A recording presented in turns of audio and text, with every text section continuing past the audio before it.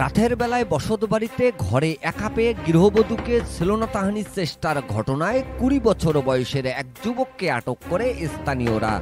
খবর পেয়ে রাতেই কাউনিয়া থানা পুলিশ ঘটনাস্থল থেকে ওই যুবককে আটক করে থানায় নিয়ে আসে।